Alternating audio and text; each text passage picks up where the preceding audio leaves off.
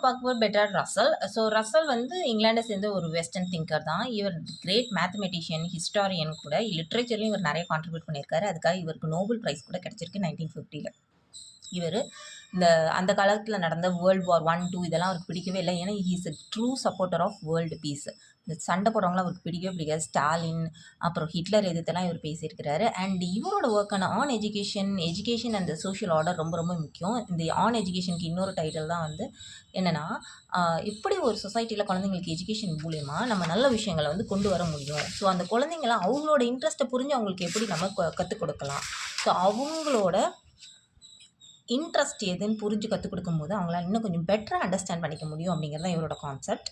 So இவரை பொறுத்த வரைக்கும் எஜுகேஷன் அப்படிங்கிறது என்னென்னா, அவங்களுக்கு ஜஸ்ட் நாலேஜ் மட்டும் இம்பார்ட் பண்ணக்கூடாது. அவங்களுக்கு ஒரு இன்டெலெக்சுவல் ஃப்ரீடத்தை கொடுக்கணும். அவங்க சுயமாக சிந்திக்கிறதுக்கான ஆற்றலை வந்து அவங்களுக்கு கொடுக்கணும். அதுதான் கல்வி அப்படின்னு சொல்கிறாரு. அண்ட் அவங்களோட இண்டிவிஜுவாலிட்டி, அவங்களோட தனித்தன்மையை நம்ம கொண்டு வரணும். ஸோ ஒரு எஜுகேஷன் அப்படிங்கிறது என்னென்னாக்கா, ஒரு மாணவர்கிட்ட இருக்கக்கூடிய தனித்தன்மையை வெளியில் கொண்டு வரணும். அவங்க இண்டிவிஜுவலாக இந்த சொசைட்டியில் வாழ்கிறதுக்கு அவங்கள வந்து தயார் செய்கிறது தான் வந்து ஒரு பெஸ்ட் எஜுகேஷன் அப்படின்னு சொல்கிறாரு.